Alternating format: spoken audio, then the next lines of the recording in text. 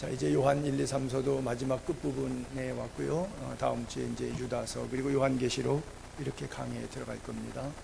지난 주간에 가이오라고 하는 사람, 주님이 사랑했던 영혼이 잘되고 범사가 잘되고 강건하기를 내가 참 기도한다 하는 그 사람, 그 다음에 이제 오늘 디오드레바와 더메트리오라고 하는 사람. 그래서 결국 요한 3서는 세 명의 이제 주인공으로 등장되는데, 첫 번째 등장되는 가이오나 마지막에 한 절 살짝 언급되는 데메트리오 같은 사람은 진리 안에서 행하는 믿음의 사람으로 평가되고 있고요.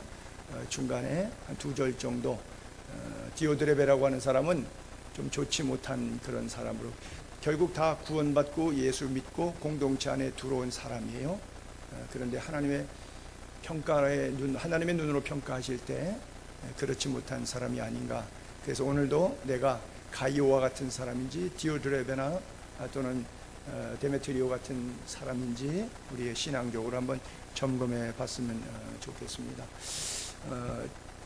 친구들의 이름, 그런데 마지막 끝부분에 가서 여러 친구가 내게 문안한다. 그리고 너도 친구들 이름을 들어가면서 문안하라 그랬는데, 사실 제일 좋을 친구는 우리 예수님이죠. 우리가 아까 찬양에도 불렀듯이 죄짐 맡은 우리 구주 어찌 좋은 친구인지, 이런 진실하신 친구 찾아볼 수 있을까. 세상 친구는 우리 멸시하고 조롱해도 예수 품에 안기면 좋으신 예수님의 품 안에서 우리가 평안할 수 있다. 이런 메시지의 찬양이죠. 주님이 우리들의 가장 좋은 친구라고 할 때 주님의 명단에, 프리마스 아젠타로 여러분들이 핸드폰에 친구들 명단이 쭉 있을 거예요. 이렇게 예를 들어서 주님이 친구 명단에 여러분의 명단이 있는지, 내 이름이 있는지 한번 생각해 보면, 있을 것 같으면 행복한 그리스도인의 삶을 살고 있는 것이고, 만약 없다면 그렇지 않을 수도 있겠죠. 구약시대와 신약시대에 하나님께서 친구라, 벗이라 이렇게 한 인물이 있는데 잠깐 볼까요? 야고보서 2장 23절 그리고 요한복음 15장에 제자들에게 예수님 설교하셨을 때, 이에 성경에 이른바 아브라함이 하나님을 믿으니 이것을 의로 여기셨다는 말씀이 이루어졌다. 그는 하나님 친구다. 하나님이 아브라함에게 내 친구야 이렇게 소개했어요. 그리고 예수님이 제자들에게 그런 말씀하셨어요. 내 명령대로, 하나님 말씀대로 준행하며 사는 사람은 내 친구다. 너희를 친구라 했기 때문에 그 친구는 모든 걸 다 공개한다. 그렇죠. 가족 대소사라든지 친구에게 뭐 상담하듯이 모두 얘기하지, 하나님께로부터 받은 예수 그리스도께서의 이 땅에서의 천국에 대한 가르침 내가 너희에게 다 알게 하겠다 그래요. 그래서 예수님은 참 우리의 좋은 친구입니다. 예수님 여러분 친구 맞아요? 세상 친구는 나를 힘들게 할 수 있어요. 근데 주님은 나를 가장 평안의 항구로 인도하는 가장 좋은 친구예요. 요즘에 저는 안 봤는데 그냥 검색만 해봤어요. 하도 핫 이슈가 되어갖고 드라마 게임에 오징어 게임이라는 게 있더라고요. 그래서 하도 얘기를 들어가지고 제가 인터넷에서 한번 내용만 검색해 봤더니 뭐 무궁화 꽃이 피었습니다부터 시작해서 마지막 4단계 서바이벌 오징어 게임까지 해가지고 456명이 한 사람당 1억씩이더구만요. 그래서 그 사람이 상대가 죽으면 그 사람의 1억이 나한테 쌓이는 거더라고요. 그래서 치열하게, 이거 친구 관계가 아니라 경쟁 관계예요. 그래서 잘못하면 내가 목숨을 잃는 것이고, 잘하면 저 돈도 내 돈이 될 수 있는 거고, 그러다 보니까 아주 치열하게 우리가 요즘에 제가 설교의 제목으로 쓰고 싶었던 친구와 반대되는 스토리, 상대가 죽어야 내가 사는 그 무지막지한 세상을 표현하고 있는데, 이게 대박을 친다는 이유는 각자 보상심리처럼 내가 456억을 다 취하리겠다고 하는 그런 마음 때문에 이 오징어 게임이라는 서바이벌 이 드라마가 아마 오늘 대한민국 사회를 휩쓸고 있는 것이 아닌가 이렇게 생각해요. 구레네 시몬이라고 하는 사람이 예수님 대신 십자가를 지고 가게 되죠. 그날 그는 그렇게 생각했을 거예요. 오늘 일진사납다. 좀 낮게 표현해서 정제되지 않은 언어로 쓰면 재수 더럽게 없는 날이다 그랬을 거예요. 구경꾼 몰려가는 군중 속에 있다가 갑자기 예수님 쓰러졌을 때 잡아채서 네가 대신 이걸 좀 져라. 그러니까 아마도 그 까무잡잡하고 건강하고 뭐 이렇게 생겼던 것 같아요. 구레네 시몬이니까 지역으로 말하면 지금 뭐 리비아 지역 정도니까 아랍 계통의 얼굴이라고도 볼 수가 있겠죠.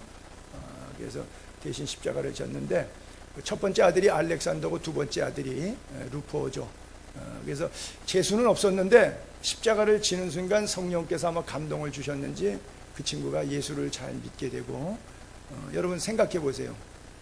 어떤 인간이 예수님이 돌아가신 그 십자가를 한번 져보겠어요? 지금도 이스라엘 성지순례 가게 되면 비아 돌로르샤 14번 넘어졌다고 하는 그 길을 빌라도의 법정에서부터 마지막 골고다 성묘 무덤교회까지 이렇게 매주 금요일마다 행사를 해요. 이렇게 끌고 갑니다. 그래서 십자가 무거우니까 뒤에다가 바퀴 하나 달아갖고 롤에 의해서 끌고 가는데 이 사람도 매보고 저 사람도 매보고 성지순례객들 돌아가면서 매봐요. 왜 매보냐? 사진 한 장 찍으려고. 장난하는 거죠. 쇼하는 거죠. 근데 그런 쇼가 아니라 진짜 예수님과 동시대 인물로 그 시대에 예수님이 졌던 십자가를 내가 져봤다는 그 자체가 어떤 성령의 감동함이 있지 않았을까 생각하는데, 특별히 구레네 시몬을 하나님께서 만져주셨던 것 같아요. 왜? 온 가족 스토리가 나오는데 보게 되면 로마서에 그 이야기가 이렇게 써 있죠. 먼저 마가복음에 그 상황을 이렇게 성경은 연출하고 기록하고 있어요. 마침 알렉산더 그리고 또 루포의 아버지였던 구레네 사람 시몬이 시골에서 와서 지나가다가 억지로 예수 십자가를 매게 되죠. 근데 로마서에서 친구들의 안부가 37명 쭉 나와요. 그 다음에 형제들 뭐 이래서 플러스 알파, 그래서 40명이 넘는 바울의 친구들의 명단이 쭉 나오는데, 주 안에서 택하심을 입었다, 주님의 특별한 택하심을 입은 루포, 그리고 그의 어머니에게 문안한다. 그의 어머니는 곧 내 어머니다. 그 어머니가 결국은 누구냐? 억지로 십자가 졌던 시몬의 와이프가 되는 셈이죠. 그리고 두 아들이 있는데 두 아들 다 신실한 형제로 우리가 이해할 수 있어요. 예수를 잘 믿었던. 그래서 알렉산더 같은 크다 에페소의 아데미오 할 때 그 앞에 서가지고 말하려고 했는데 이게 유대인이기 때문에 알렉산더의 이야기를 아무도 듣지 않고 계속 크다 에페소의 아데미오 2시간 동안 얘기했다고 했을 때도 알렉산더라고 하는 이름이 있는데 아마 동명이인일 것으로 신학자들이 보고요. 저기에서 인용하는 것도 동명이인일 수도 있고 동명일인일 수도 있어요. 신학자들이 정확히 구분하기 어려운 것이, 워낙은 알렉산더라 그러면 헬라인이어야 돼요. 유대인이 아니고, 이 구레네 사람이면은 헬라계 혈통을 가진 사람일 수도 있겠죠. 왜냐하면 알렉산더 대제의 마지막 왕이 클레오파트라인데 이집트에 살았다고 이집트 사람이 아니라 워낙은 마케도냐 헬라인인 거죠. 클레오파트라가 역사적으로 보게 되면 그런 것처럼 이 알렉산더라고 하는 것은 헬라의 이름이니까. 근데 유대인들도 이 이름을 썼거든요. 크다 에페소의 아데미오 할 때는 그 유대인 알렉산더가 앞에 서갖고 말하려니까 저것도 유대인이니까 네 소리 안 듣겠다 그러고 계속 소요를 일으켰거든요. 그래서 지중해권에서는 워낙 유명한 대왕이니까 자기 민족성을 예외하고 그래도 전부 알렉산더라는 이름을 좀 사용했던 것 같아요. 근데 구리 세공업자, 요즘으로 말하면 요즘도 구리 공장 사장님 같으면 괜찮죠. 근데 구리 세공업을 했으니까 이 사람이 돈이 꽤 많을 것 아니에요. 처음에는 나름대로 열심히 주님을 잘 섬겼다가 돈 많고 교회에다가 헌금 제본을 하다 보니까 교회에서 갑질하고 힘쓸 수 있겠죠.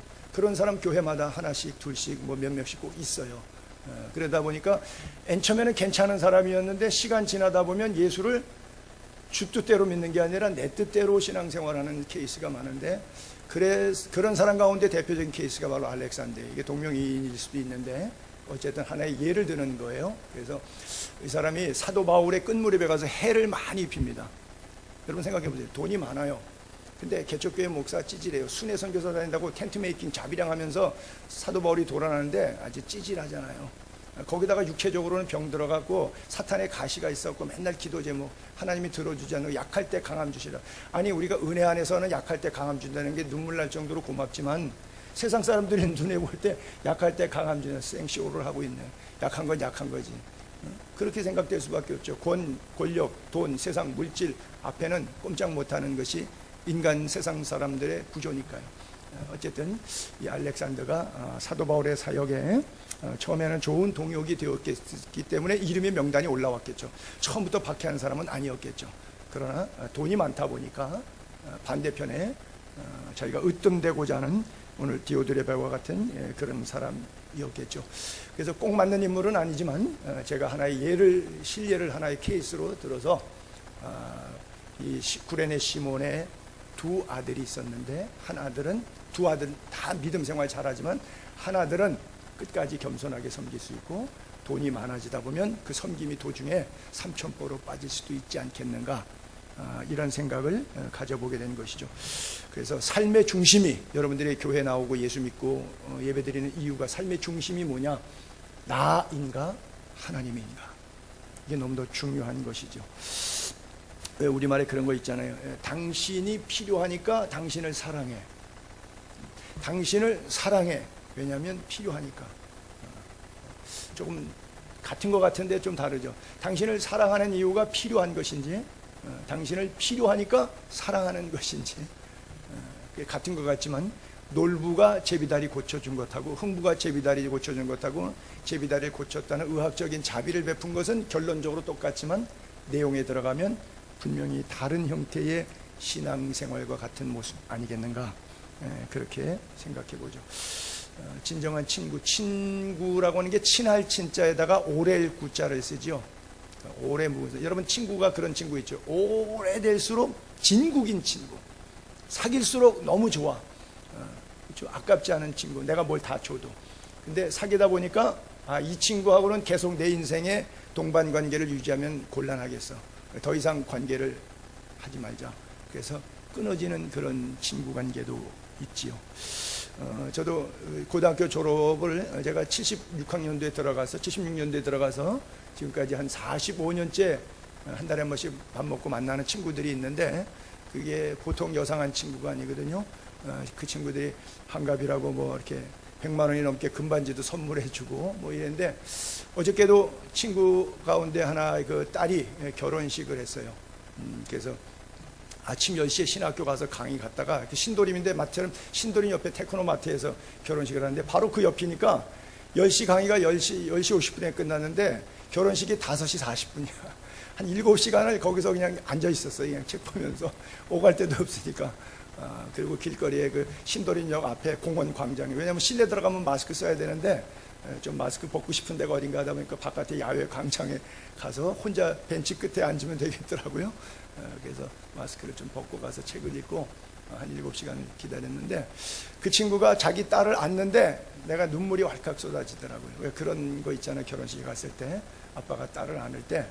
근데 그 친구가 나한테 우리 친구들 인사 온다고 신랑감을 데리고서는 우리 교회에 한번 왔어요. 한 2주 전에 결혼식 하기 전에. 그래서 내가 기도를 해주는데 그 아이가 좀 많이 아팠어요. 그러다 보니까 그 아픈 것이 내 가슴에 오는데 너무 미안했어요. 왜냐하면 축복 기도를 받으러 왔는데 내가 축복 기도를 해야 되는데, 이게 결혼 축하의 기도가 아니라 완전히 장례식 통곡 눈물처럼 걔를 위해서 기도하는데 그렇게 통곡이 되는 거예요. 왜? 걔의 아픔이 고스란히 내 가슴에 이렇게 오니까 막 가슴이 점이 오는데 기도가 연결이 안 될 정도로 가슴이 아프더라고요. 이상하게 듣지 마시고 우리가 인생 살면서 그런 관계, 좀 이렇게 생각만 해도 보고 싶고 그립고 눈물 나고 위에서 복 빌어주고 싶은 그런 인간 관계가 많으면 좋겠어요. 참 좋은 친구 관계 끝까지. 그래서 45년 가는데 하나님께서 우리들에게 지금 이제 60년생들 나이 또래들이다 보니까 이제 하나님께서 생명을 언제까지 더 연장시켜 주실런지 모르겠지만, 그래서 지난 추석 때도 부모님 다 돌아가시고 애들 시집장가 가니까 우리들끼리 밖에 없잖아. 야, 우리들끼리 명절 지내자. 그래서 청계천에서 그냥 광화문으로 걷고 뭐 저기 청계천 걷고 이러면서 명절을 그렇게 보냈어요. 우리 친구들하고 같이. 명절도 함께 할 수 있는 친구들. 예수님이 여러분들을 볼 때 핏값으로 여러분들을 구원해도 아깝지 않은 친구, 늘 24시간 함께하고 싶은 친구. 여러분들도 예수님 생각하면 늘 예배를 사모하고 날마다 큐티하고 기도의 시간이 날마다 늘어나고 주님과 믿음의 오솔길, 신앙의 오솔길을 걷기를. 좋은 친구는 끝없이 만나서 얘기하고 또 걷고 싶잖아요. 그렇지 않은 친구와 다르잖아요. 여러분하고 예수님하고 관계는 어떤 친구 관계이십니까? 이거는 뭐 성경은 아닌데, 좀 저는 성경이 아닌 걸 잘 인용하는데 주저스럽긴 한데 그래도 덜어 인용하는데, 함석헌 옹이 쓴 그대는 이런 친구를 가졌는가 하는 글이 있는데, 몇 시 구절 가운데 세 토막만 한번 제가 인용해 볼게요. 먼 길 나설 때 처자를 내맡기고 마음 놓고 갈 만한 사람, 그 사람을 그대는 가졌는가? 그런 친구 있는가 하는 거죠. 온 세상 다 나를 보려 마음이 외롭고 힘들 때 저맘이야 하고 나를 믿어주고 나를 격려해줄 그 사람을 그대는 가졌는가? 마지막 죽음의 순간이죠. 탔던 배가 뒤집어져 갖고 구명조끼 이제 하나밖에 없는데 그 서로 양보하면서 너만은 제발 살아다오 할 그 사람을 그대는 가졌는가? 여러분 그런 친구 있어요? 이런 좋은 친구 갖기 어렵죠. 이유가 있어요. 내가 그런 친구 되어주고 싶어 하는 마음은 내 안에 없고요. 그런 친구 하나 있었으면 좋겠다고 하는 마음은 우리 다 있어요. 그래서 이게 안 되는 겁니다. 진정으로 거듭난 그리스도인은 자연스럽게 그런 친구가 되게 되어 있어요. 우리 예수에게 성도님들 서로가 서로에게 좋은 친구와 좋은 동역자 관계 될 수 있기를 진심으로 축복합니다. 사도 바울이 크다 에페소의 아데미오 그랬더니 그 제자들이 거기 들어가려고 그랬어요. 사실은 그게 아니다 라고 말하고 싶었어요. 근데 막았어요. 못 들어가게. 누가 막았는 줄 아세요? 성경에 그렇게 써 있어요. 막았는데 또 아시아 관리 중에 바울의 친구된 어떤 이들이 그에게 통지하여 연극장에 들어가지 말라 권하더라. 이런 구절이 있는데 거기 보면 바울의 친구된 사람들이라고 나와요.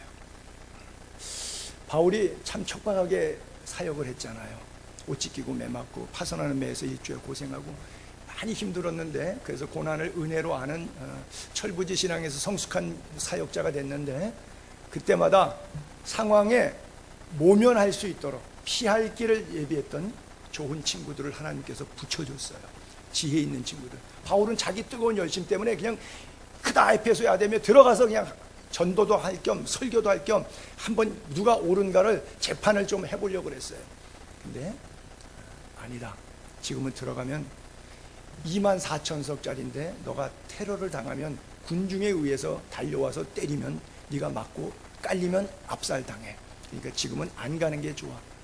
사도 바울이 아무리 뜨거운 열심 가지고 주를 향한 충성심 가지고 앞으로 나아가려고 했지만 그것을 지혜롭게 제지할 수 있는 것은 전후 좌우를 살필 수 있는 좋은 친구들이 있었어요. 나는 여러분들이 일생을 살면서 이런 좋은 동역자, 좋은 친구들이 꼭 있기를 바랍니다. 그리고 그런 친구들이 되어줘야 되겠다고 하는 노력이 예수 믿고 거듭난 사람에게는 당연한 마음 그리고 삶의 자세라고 이렇게 생각이 돼요. 오늘 본문 9절 10절에 사도 요한이 그렇게 말하죠. 내가 두어 자를 교회에 썼다. 몇 마디 설교했다는 얘기죠.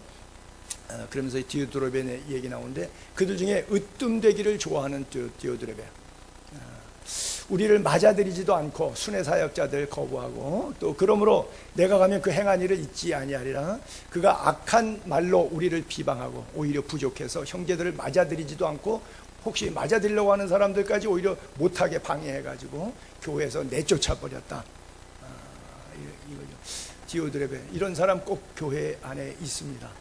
뭘 하든지 자기가 창립 멤버다.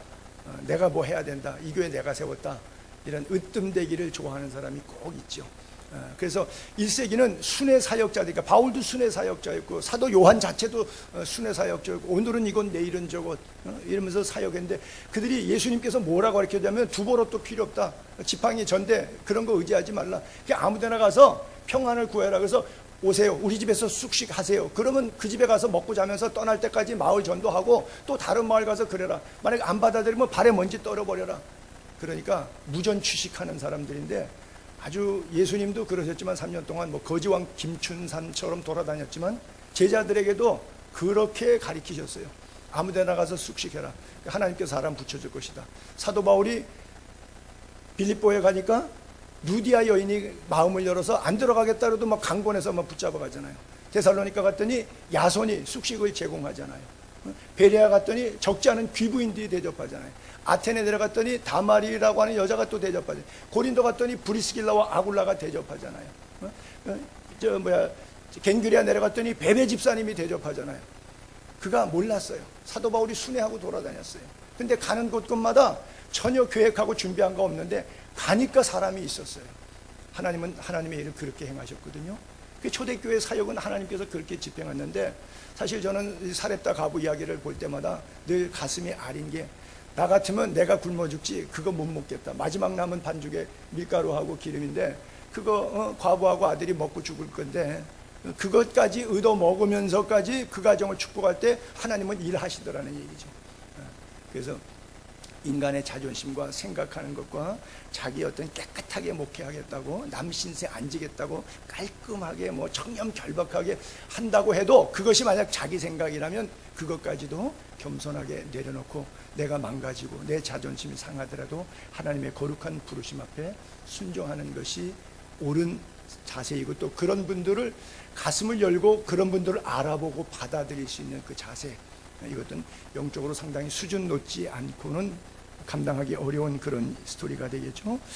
어쨌든 그래서 이 사람을 보고 바울이 요한이 내가 가면 그가 행한 일을 잊지 않겠다.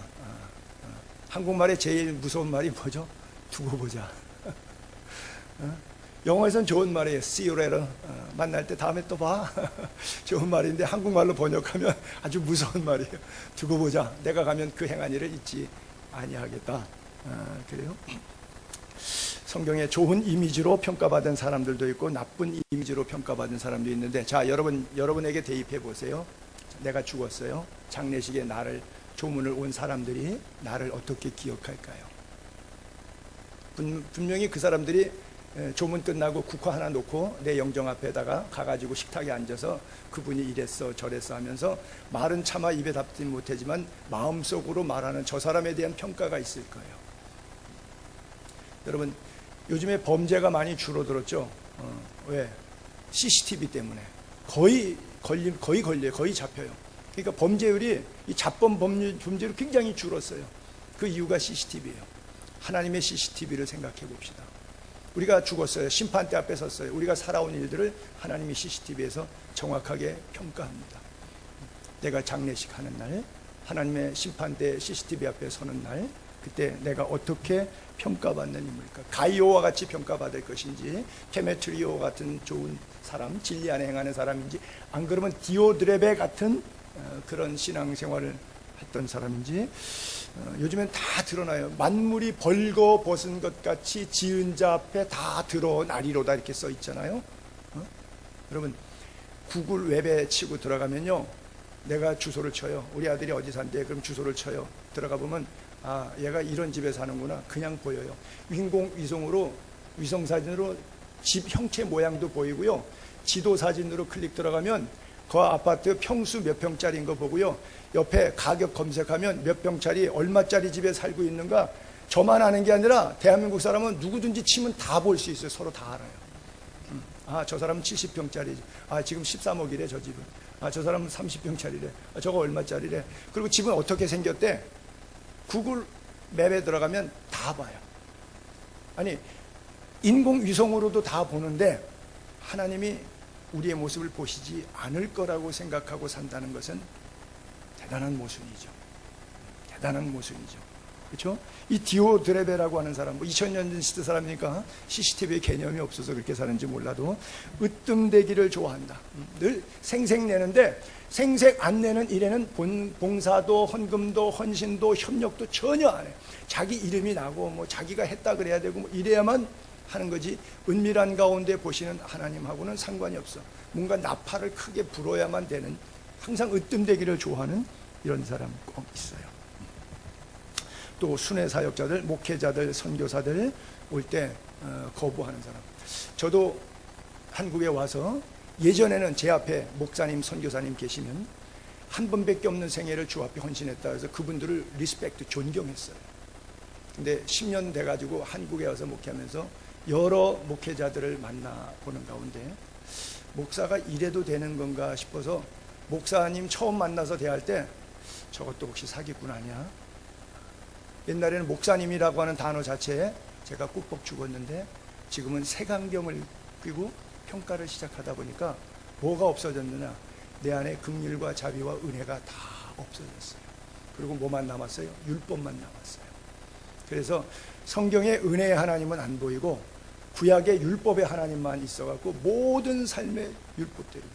제가 별명이 대한항공입니다. 왜 대하는 신학생 때 신학생이 친구가 지어준 건데 왜 대하는 뭐든지 성경 구절 데려다 갖고 칼질을 해야 되니까 칼 같다고. 칼이 한국말로는 대한항공입니다. 코리안 에어라인. 그래서 빗대서 별명이니까 슬랭처럼. 그래서 제가 별명이 대한항공이에요. 할아버지도 신앙생활에서 아버지도 목사고 저도 목사고 이 길을 쭉 걸어오니까 숨 막힐 정도로 목사 아니겠어요? 저희 부부도 목사니까 우리 애들이 뭐라 그래요? 엄마 아버지가 다 목사니까 우리는 숨 못 쉬겠다 그래요. 여러분, 항상 으뜸되기를 좋아하는 디오드레베는 모든 사람들을 숨 막히게 해요. 앞에 서려고만 해요. 그런데 이 가이오는 모든 사역자들에게 긍휼과 자비로 은혜를 베풀어요. 제가 우리 부교육자 목사님, 우리 이열 목사님 저기 계신데 지난 5월 달에 목사 안수 받으면서 사례비를 두 배로 올려드립니다. 이렇게 얘기했을 때 제가 이런 말씀을 드렸죠. 그분의 노동, 일 이런 걸로 평가하지 말고 우리 교회가 목사님 한 분을 섬긴다. 이런 자세로 모시자. 그렇죠? 뭐 여러분들은 아시니까 그냥 공개드리면 대한민국에서 파트타임 목사님 200만 원 사례비 드리는 교회는 대한민국의 예수의 교회 하나밖에 없어요. 여러분들은 so proud, 자랑스럽게 생각하세요. 왜요? 그것을 돈으로 환산하지 않고 하나님의 종을 모신다 생각하는 거예요. 그렇죠? 인간적인 노력 가치라면 저분 일주일에 하루도 출근 안 하세요. 금요일날 와서 그냥 소독 한번 하시고 주고 만들고 그냥 가시는 거예요. 아침에 오시든 저녁에 오시든 아무 때나 왔다 가시면 돼요. 단 하루도 출근 안 하세요. 파트타임인데 주일만 한 번은, 주일은 어차피 교회 어딘가 가셔도 가셔야지 뭐 예배를 드리셔야 되니까.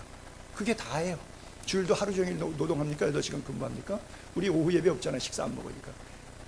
예배 때 찬양 한번 하시면 끝이에요.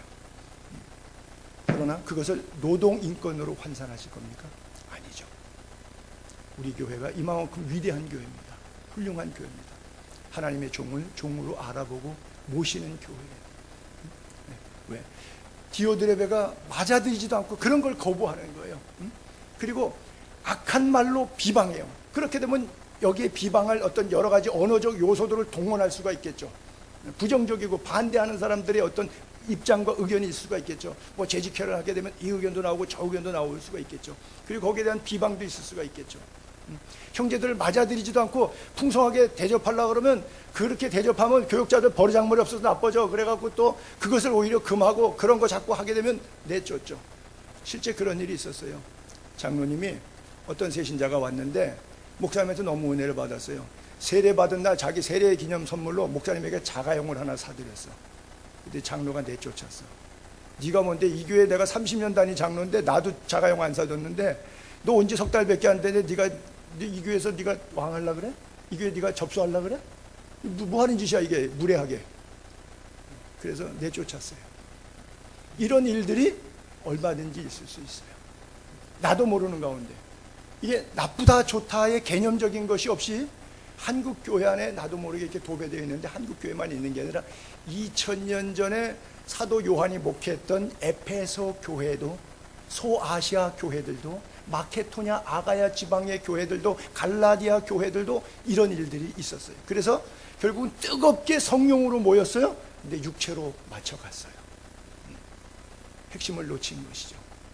이 디오드레베 오늘도 얼마나 교회 암적 존재인지 이분이, 그러나 리더십은 이분이 다 갖고 있어요. 왜?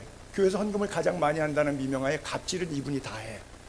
그러니까 다른 사람은 난 저 사람보다 헌금 덜 하니까 그냥 저 사람이 뭘 해도 그냥 수수방관이야. 더 이상 뭐 얘기할 것도 없어. 왜? 나도 그 정도 책임 못 지는데 저 사람이 책임지고 차고 나가니까 그냥 냅두자. 그래서 죽을 쓰든 밥을 쓰든 하나님의 교회가 아니라 그의 교회가 되게 만들어지는 거예요. 이런 일들이 교회마다 꼭 다 있지요. 저는 100% 확신해요. 그리고 또 맞아들인 자를 방해하고 교회에서 내쫓는 이런 일들. 아테네 한인교회 목회할 때도 평생 11조를 단 한 번도 못 해보신 분이신데 그분이 다른 분이 새로 오셔서 11조를 하려고 그러면 딱 막아요. 그건 구약이고 그건 율법이기 때문에 그렇게 하는 거 아니라고.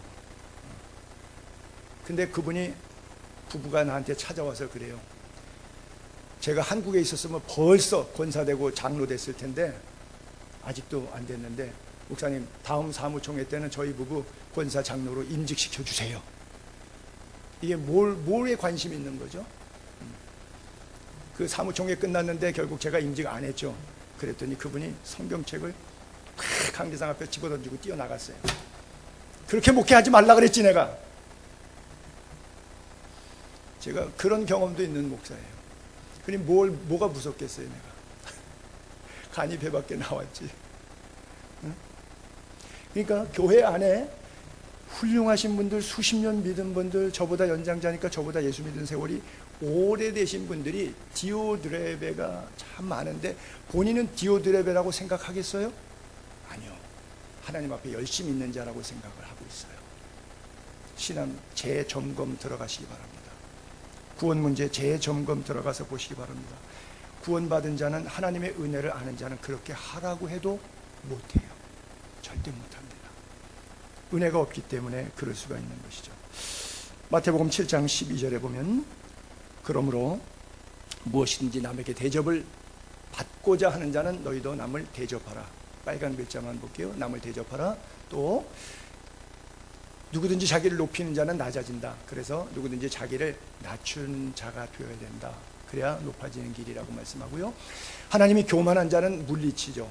겸손한 자에게는 은혜를 주신다. 은혜가 어디로 임하느냐? 겸손함의 은혜가 임해요. 주 앞에서 낮추라. 그리하면 주께서 너희를 높이시리라 그랬어요. 여러분, 이 디오드레베를 보면서 구약의 한 인물이 생각이 났어요. 누구냐면 저 이방 땅 시돈 땅에 이세벨이라고 하는 공주가 있었어요.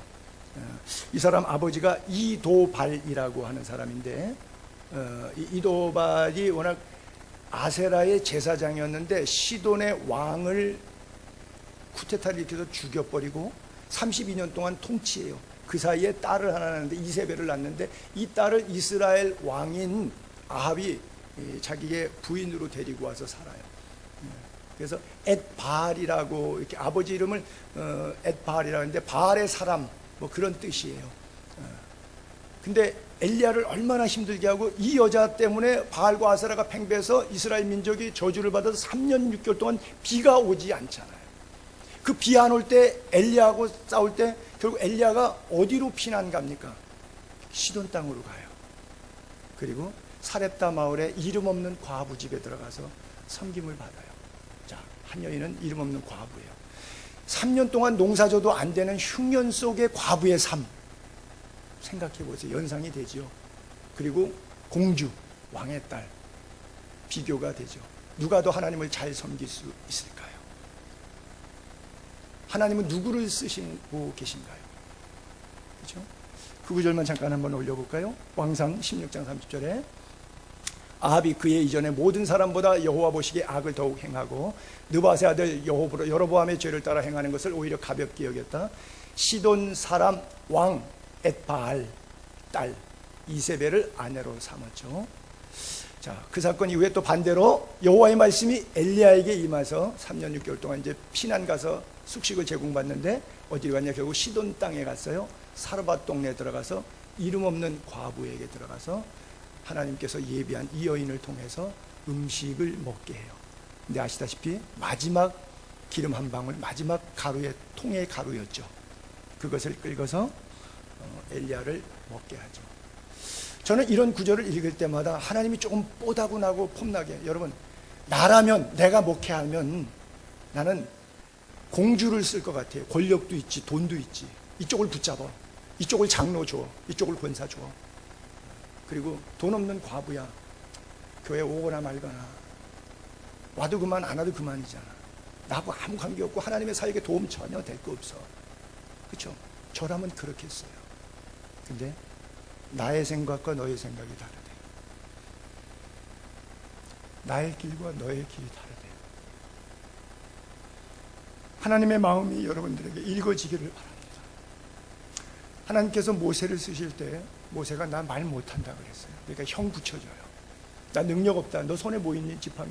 알았어. 그거 내밀 때마다 홍해 갈라지고 그거 반석 채리면 생수가 터지고 내가 할게. 하나님은 모세의 순종만 보세요. 모세의 지식, 능력 안 봐요. 자기 딴에는 40년 동안 왕궁에서 살 때는 왕자의 입장에서는 해방할 수 있을 것 같았는데 결국 자기 힘 가지고 한 건 살인자 된 거밖에 없어요. 근데 80세 때 하나님께서 부르셨을 때 지팡이 하나 말 못하니까 형 아론 붙여주고, 그리고 주의 일을 너무너무 멋지고 훌륭하게 40년 동안 마지막 느보산에서 장엄하게 하나님의 안식에 들어갈 때까지 온유함이 온 지면에 가장 승한 자로 그를 쓰십니다. 그리고 온유한 자가 차지하는 땅처럼 하늘의 새 하늘과 새 땅을 그가 차지합니다. 가나안 땅의 문제가 아니었어요. 그의 기도를 하나님이 안 들어주신 것이 아니었어요. 그래요. 성경 본문 11절과 12절은 그렇게 말합니다. 사랑하는 자여, 제발 악한 것을 본받지 말고 선한 것을 본받으라. 선을 행하는 자는 하나님께 속하고 악을 행하는 자는 하나님을 배웁지 못했다. 그리고 이 사람은 칭찬이에요. 데메트리오. 뭇사람에게도, 불신자에게도, 진리에게도, 신자들 공동체 속에서도 어떻게 신불신 간에 증거를 받았다. 진리 안에 사는 사람이라고 하는 증거, 예수 똑바로 잘 믿기 시작했다는 증거, 우리도 증언하노니 너는 우리의 증언이 참된 줄을 안다 그랬어요. 여러분, 악한 것을 본받지 않게 되기를 바랍니다. 읽어가고 설교 한마디로 지나치고 많은 이 시간입니다. 그러나 나는 이 말씀이 여러분들의 가슴에 새겨지길 바랍니다. 사랑하는 자요, 주님이 사랑하는 친구에게 부탁해요. 악한 것 본받지 말고 선한 것을 본받으라. 하나님 잘 믿는 게 선이고 하나님을 거부하는 것이 악입니다. 윤리적인 도덕적인 선악의 문제가 아니고요. 이 데메트리오는 크다 에페소의 아데미어라고 할 때 그 에페소 지역에서 공장장인데 은을 채석에다가 떨어서 주조물에 넣어가지고 아르테미, 여기 8개의 유방이 석줄로 38이 24개의 유방이 있는 여자 신상인데 농경과 풍요의 여신입니다. 그 여신의 신상을 만들어서 각 가정마다 파는 거예요. 여기 기독교 용품 코너, 십자가 4호죠. 불교 용품 코너, 뭐 달마도나 뭐 부처님 같은 거 뭐 이런 거 사가죠. 똑같은 그런 비즈니스를 하는 건데, 그 당시는 에페소는 너나 없이 유일신 아테미만 섬겼던 동네고 온 시민이 다 섬겼으니까 거기다가 실크로 옷을 입히고 은으로 이걸 만들었기 때문에 고가품 드라빔이죠, 일종의. 그래서 공장이 크다 보니까 거기서 월급 받는 직공들이 상당히 많고 거기에 친구, 동창, 가족 식구들까지 연계돼서 어마어마합니다. 그래서 삼성 하나 그러면 한 20-30명이 그 직장 다니면서 벌어먹고 있는 가족 인간관계가 뭐 삼성 가족 그러면 뭐 몇십만 명 될 거다. 예를 들면 그런 것처럼 바로 데메트리오가 그거의 수장이었어요. 은장세계. 그래서 직공들을 불러다가 현수막 걸고 24,000명의 연극장에 들어가서 데모한 겁니다. 왜? 바울이 복음을 전하니까 이거 우상이잖아. 다 모아서 한 5억 원이 넘는 애치를 불을 떼가지고 다 없애버렸어요. 불태워버렸어요. 옛날에 저희 아버님도 목회할 때 그랬거든요. 불신자 집에 가면 부적 듣고 뭐 그런 거 다 갖고 와서 마당에다 놓고 불사 지르고 주님 다시 영접시키고 뭐 귀신 내쫓고 뭐 시골에 가서 목회할 때 항상 아버님은 제가 그런 거 몇 차례 봤거든요. 그런 식으로 똑같이 그렇게 한 거예요. 그랬더니 돈 더 이상 못 벌게 되고 자기 직업만 천박한 직업의 소유자로 이렇게 전락됐으니까 불쾌하니까 그 사람들끼리 모아서 카르텔 동맹이 돼가지고 데몬스트레이션이 일어난 거예요. 크다 에페소의 아르테미오. 그것은 이게 바로 주정자가 데메트리오예요. 그러니까 고소자인 거죠. 바울 일행을 고소했던 사람, 예수쟁이 고소한 사람이에요. 근데 나중에 저 데메트리오가 옛날에 돈이 많으니까 많은 사람 월급 줬으니까 직공들도 좋아할 거 아니에요. 일반 사회생활할 때 예수 안 믿을 때도 사회에서 경제적으로 활동 범위가 넓어서 존경받던 사람이에요. 그러니까 무사람에게도 존경받았던 사람뿐만 아니라 이제 예수 믿고 개종했어요. 그 이후에 살아가는데 옛날에 씀씀이가 어려운 사람들 돕는 것보다 예수 믿고 나니까 더 멋있게 선교하고 구제하고 바울을 돕고 하는데, 요한을 돕고 하는데, 에페소 교회를 부흥시키고 가정교회를 받드는 일에 어마어마하게 헌신하고 있는 거예요. 순회 사역자들을 어마어마하게 숙식을 제공하는 거예요. 그러니까 무사람에게도, 불신자들에게도. 그리고 개종 이후에 신자들에게도 진리 안에서도 증거를 받았다. 이 증거는 참되다 하고 도장을 꽝 찍어주죠. 여러분들 안에 예수 믿기 전과 예수 믿은 이후가 얼마나 다른가요? 그리고 예수 믿기 전에 교제했던 사람들에게도 예수 믿은 다음에 계속해서 그때보다 더 좋은 사람이라고 하는 평가를 받고 있나요? 이것을 요한은 데메드리오 이야기를 꺼내면서 오늘 우리에게 설교하고 싶은 내용의 핵심입니다. 사람마다 이중적인 면이 있죠. 제가 앞에서는 설교를 해야 되니까 예를 들어서 부부싸움 대판하고 난리를 치고 폭력, 폭언 그러고 나서 설교 시간이 돼서 제 앞에 섰어요. 그러면 제가 위선을 떨겠죠. 그렇죠? 위선을 떨어야 돼요. 또 집에 내려가서는 오직하면 부인들이 여보 강대상에 가서 삽시다 하는 조크가 목사들 사이에서 나올 정도로 이중적 사는 인간의 내면 세계. 바울이 이런 고백을 합니다. 로마서 6장 12절에 보면 그러므로 너희는 죄가 너희 죽을 몸을 지배하지 못하게 하라. 몸의 사욕에 순종하지 말아라. 너희 지체를 불의의 무기로 죄에게 내주지 말라. 그리고 반대로 너희 지체를 의의 무기로 하나님께 드려라 그래요. 여러분 육체를 죄악 가운데 방치하지 않게 되기를 바랍니다. 불의의 무기가 아니라 의의 무기로 하나님께 드릴 수 있기를 바랍니다. 로마서 7장 19절에 20절까지 또 같은 바울의 고백입니다. 내가 뭘 원해요? 선을 원해요. 근데 결과물은 선은 안 행해요. 도리어 원하지 않아요. 악을. 근데 악한 행동을 내가 하고 있고 악한 말을 하고 있어요. 나 원하는 건 이게 아니다. 그 오라나는 곤고한 사람이다. 누가 나를 사망의 몸에서 건져내라. 그 로마서 7장의 장탄식이잖아요. 만일 내가 원하지 않은 그것을 하는 이유는 뭐냐? 내 속에 원죄가 자범죄를 계속해서 발생시키는구나. 내 속에 거하는 죄니라 그랬어요. 여러분에게 늘 죄가 따라다녀요. 교회 다니니까, 예수 믿으니까, 목사니까 사탄이 손 안 댈 거라고 생각하지 마시고 더 세게 여러분들 힘들게 합니다. 차라리 예수 안 믿으면 마귀가 자기 편이니까 설렁설렁 죄 짓고 살아도요 어려움도 없어요. 괜찮아요. 근데 여러분들이 믿음으로 살기로 결단하고 금식하고 작정하면 할수록 사탄은 뒤에서 잡아당겨요. 너 어디 가려고. 그래서 우리를 더 힘들게 해요. 성경에 좋은 이미지로 평가받은 사람, 악한 이미지로 평가받은 사람 가운데 여러분들은 제발 좋은 이미지로 평가받게 되기를 바랍니다. 그래서 죄를 다스리는 힘, 가인에게 그런 말씀하셨죠. 창세기 4장 6절에 하나님께서 가인에게 이렇게 말씀하세요. 너 왜 분노하냐? 너 얼굴 색깔이 왜 그래? 네가 착하게 살면 왜 얼굴을 못 들고 다녀? 네가 선을 행하지 아니하니까 죄가 문 앞에서 딱 엎드렸다가 너만 나오면 그냥 집어삼키려고 스탠바이 하고 있잖아. 죄가 너를 원해. 근데 원한다고 죄에게 불의의 병기로 내 육체를 들이지 말고 의의 병기로 죄 육체를 다스려서 죄를 다스려라. 이렇게 말씀하고 있죠. 참아도 애써도 울어도 안 되지만 저게 어떻게 가능하냐면요, 예수를 믿으면 가능해요. 예수를 믿으면 예수의 영이 우리 안에 들어오고 예수 십자가의 사랑이 나를 덮기 때문에 그 사랑을 실천할 수 있는 힘이 생기는데, 내가 사랑의 실천자가 되어야 되는데 내가 사랑할 만한 능력이 내게 없어요. 그 사랑할 만한 능력은 예수 그리스도의 십자가의 사랑으로만 채울 수 있는 거예요. 그래서 내가 먼저 십자가의 사랑을 경험하고 그 경험을 삶에 나눌 때, 열매 맺을 때 우리는 죄를 다스릴 수가 있어요. 로마서 12장 9절에 이렇게 말씀하죠. 사랑에는 거짓이 없다. 그래서 악을 미워해라. 그리고 선에 속해라.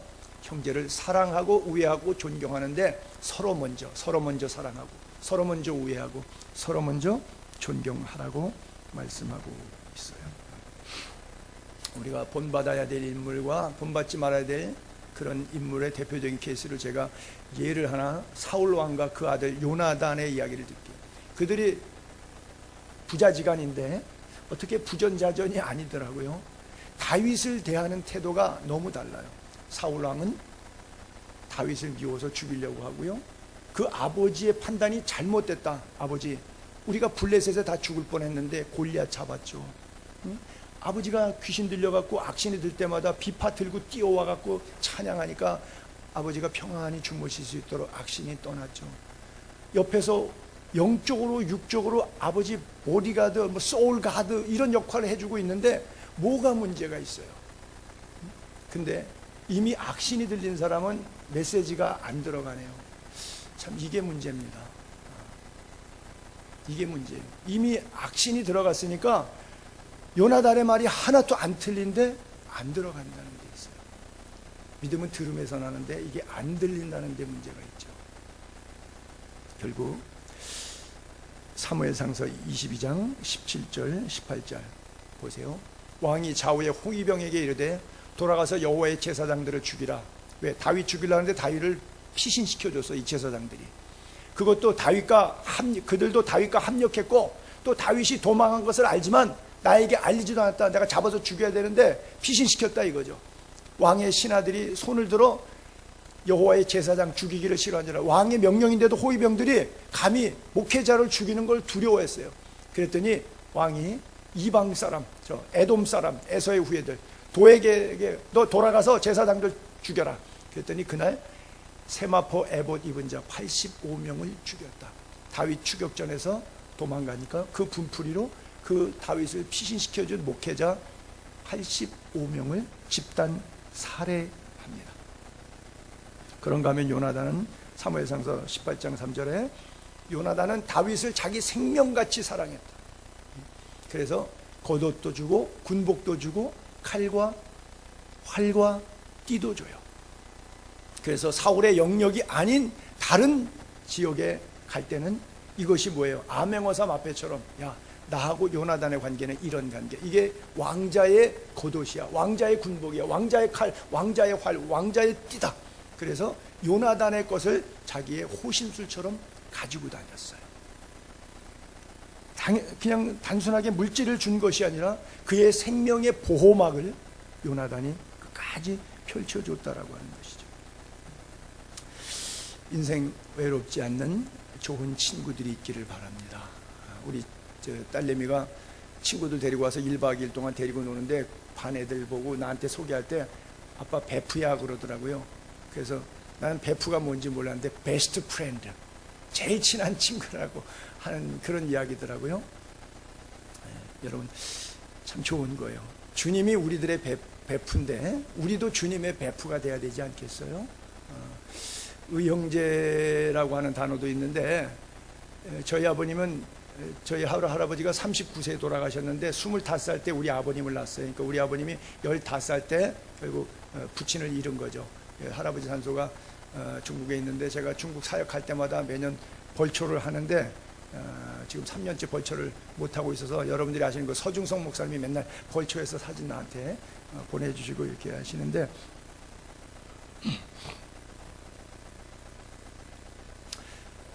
칠남매였는데 6남매가 다 돌아가셨어요, 아버님이. 그리고 혼자 워낙 한병덕분이신데 이남으로 내려오셨어요. 이남이 내려오셨는데 우리가 집에 작은아버지라고 부르는 분이 계셨어요. 어렸을 때는 몰랐어요. 작은아버지고 작은아버지의 엄마라서 작은할머니라고 부르고 작은아버지의 딸이 있어갖고 그 사촌이라고 누나라고 부르고 이렇게 우리 집에서 같이 살았는데 나중에 커서 생각해보니까 우리 아버님이 7남매 가운데 6남매 다 죽고 우리 아버님만 살아서 2남매 내려오셨는데 어떻게 작은아버지가 있지? 고모도 아무도 없는데 나중에 우리 형제들한테 얘기 들으니까 아버님이 부산 피난 간 이후에 서울로 올라오기 전에 미군 피복장 다닐 때 같이 일하는데 너무 성실하고 착하다 보니까 나이가 좀 어린데 그렇게 많이 보살펴줬대요. 그 당시에 뭐 피난 시절 다 어려울 테니까 약간의 여유가 그래도 밥 한 숟갈 더 넣을 정도 여유가 저희 집에 있었다는 뜻이 될 수도 있겠죠. 어쨌든 그래서 그 작은아버지, 작은아버지 엄마, 작은아버지 딸까지 그렇게 세 사람이 우리 집 같이 살았는데 그게 나는 친형제인 줄 알았지 의형제 맺은 거를 몰랐어요. 요즘에는 아마 그런 관계 없을 거예요. 우리가 어린 시절에는 콩 반쪽도 나눠 먹었는데 지금은 이런 프렌드십 관계가 아마 거의 없는 것 같아요. 좀 아쉬운데 너희는 이렇게 살아라. 스가랴서 8장 16절에 보게 되면 우리의 삶을 이렇게 규정해 준 구절이 있어요. 너희가 행할 일은 이러하다. 너희는 이웃과 더불어 진리를 말하고 너희 성문에서 진실하고 화평한 재판을 베풀어라. 마음에 서로 해하기를 도모하지 말며 거짓 맹세를 좋아하지 말라. 이 모든 일은 하나님이 미워하시는 것이다. 여호와의 말이다. 그래요. 또 빌립보서 2장 2절에도 마음을 같이하여 같은 사랑 가지고 뜻을 합하여 한 마음을 품으라. 아무 일이든지 다툼이나 허영으로 이렇게 하지 말라. 겸손한 마음으로 상대를 나보다 더 귀하게 여기고 내 일만 돌아보는 이기적인 삶뿐 아니라 다른 사람 일을 돌보는 이타적인 마음으로, 그래야 나의 기쁨이 충만해질 수가 있다. 너희 안에 이 마음을 품으라. 곧 그리스도 예수의 마음이다. 주님이 수고하고 무거운 짐진 자들아 내게 오라. 나는 마음이 겸손하고 온유하다라고 했는데, 주님을 닮는 삶, 이 마음을 품으라. 그리스도 예수의 마음이라고 했던 것이죠. 사도행전 2장 46절로 47절에 보게 되면 마음을 같이 하고 성전에 모이고 또 떡을 떼고 애찬하고 또 하나님을 찬송하고, 이 네 가지 같은 마음으로 모여서 떡을 떼고 성찬하고 찬송하고, 이 네 가지 우리가 늘 하는 건데 이거가 다가 아니에요. 뭐가 필요하냐? 온 백성에게 칭송을 받으니. 안 믿는 사람, 초대교회 성도들은 자기네 교회 안에서 끼리끼리만 잘 먹고 잘 놀고 재밌게 지낸 것이 아니라 안 믿는 사람에게도 선한 영향력이 끼쳐졌다는, 이게 교회가 회복해야 될 모습입니다. 한 구절 더 보면 사도행전 5장 12절 13절에 보게 되면 믿는 사람이 솔로몬의 행각에 모였죠. 솔로몬의 행각에 한 5천 명씩 모였습니다. 왜냐하면 모일 수 있는 교회 공간이 없었어요. 1세기 때는 밖에 시대니까. 근데 그리고 거기 모이지 않은 사람들, 나머지 사람들은 감히 그들과 상종한 사람이 없지만 1907년도 부흥 100주년 때 평양에 가게 되면 그 당시는 예수 안 믿는 사람들도 가게 문 닫았대요. 상거래는 생산자와 도매와 소매와 소비자와 이게 서로 얽혀져 있는데 예수 믿는 사람들이 많아져 갖고 문을 닫다 보니까 연결고리에 비즈니스가 안 되는 거예요. 그래서 할 수 없이 자기는 교회도 안 나가는데 그냥 문을 닫은 것이, 이게 1907년 예루살렘이 평양을 제2의 예루살렘으로부터 부흥운동이에요. 그래서 2007년도에 부흥 100주년 행사를 상암 경기장에서 오카노 목사님 설교를 크게 했지 않습니까? 저는 외국에서 잘 모르는데 그냥 뉴스로만 접했지만 바로 그거죠. 나머지 사람들, 감히 그들과 상종하는 사람이 없다. 그들처럼 예수 믿고 그들처럼 교회는 안 가지만, 그건 또 부담스럽지만 그럼에도 불구하고 교회 나가고 예수 믿는 사람들은 칭찬하는 거예요. 자기는 못 나가도, 자기는 부담 느껴도 예수 믿는 사람은, 역시 교회 다니는 사람은 달라. 요즘은 반대죠. 요즘은 반대죠. 결국은 우리가 초대교회 교인들하고 오늘 우리하고는 예수를 믿는 양태가 다르기 때문에 반대 결과가 아닌가 생각하죠. 결론적으로 13절, 14절, 15절에 보게 되면 내가 너에게 쓸 것이 많지만, 설교할 내용이 너무나 많이 있는데 먹과 붓으로 쓰지 않고 속히 보기를 바란다. 대면에서 말하기를 원한다. 그리고 끝으로 안부가 여러 친구가 내게 문안한다. 너는 친구들의 이름을 들어 문안하라. 사실 친구들의 이름이 쭉 나열된 것이 로마서 16장에 37명 이름 쭉 나오는 건데, 여러분 갈라디아 교회가 어떻게 목회자를 대했는가 하는 모습을 한번 볼게요. 사도 바울이 처음에 갈라디아 교회에서 복음을 전할 때 안질환 때문에 육체가 약해요. 너에게 복음 전하는 거 너희도 알고 있죠.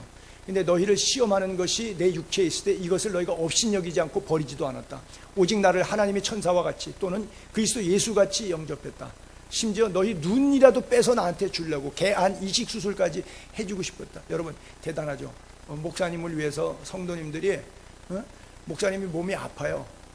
근데 그것을 버리지도 않고 업신여기도 아이고 목사가 지나 건강하지 이렇게 하지 않고 오히려 어떻게 천사처럼 예수님처럼 그렇게 받들었다는 거예요. 갈라디아 교회 교인들이.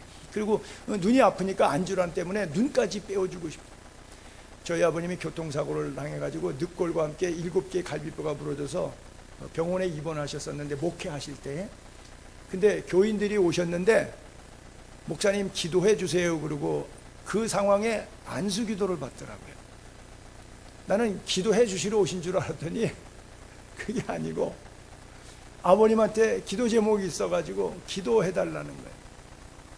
저는 전도사였지만 그거 모습을 보면서 이해가 안 돼서 신학교 다녔던데, 보통 교인들이 그 정도 되면 아유 목사님이 왜 저주받았나? 왜 교통사고 났지?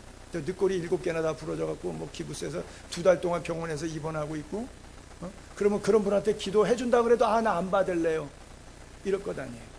근데 그 교인들이 목사보다 훌륭한 거예요. 목사로부터 능력이 나오지 않는다는 걸 안 거예요. 그렇죠? 제가 목회할 때 시골에서 홍성에서 어떤 이금호 집사님이라고 하는 분이 교회 근처에 사시는 분인데 저한테 찾아왔어요. 전도사님, 저희 돼지가 3일째 밥은 먹고 누워 있어요. 와서 기도해 주세요. 그래서 제가 우리의 돼지의 안수기도 하러 들어갔거든요. 신방을 갔어요. 정말 그 다음날부터 돼지가 밥 잘 먹어서 잘 살았어요. 물론 나중에 잡혀 먹었겠죠. 시골교회 교인들이 그냥 그대로 믿는 거예요. 우리는 왜 못 믿냐면 똑똑하거든요. 그렇게 바보처럼 안 믿기로 결정했거든요. 왜? 생각이 있잖아요. 우리는 생각이 있잖아요. 하나님의 생각 말고 내 생각이 있잖아요. 하나님의 감정, 하나님의 길, 하나님의 뜻 말고 내 길, 내 뜻, 내 방법이 있잖아요. 이것을 내려놓는다는 것은 참 쉽지 않은 거예요. 근데 그분이, 이금호 집사님이 나중에 신학교까지 가시고 지금은 서산에서 교회를 개척해서 여자 목사님 안수받고 목회까지 하시더라고요.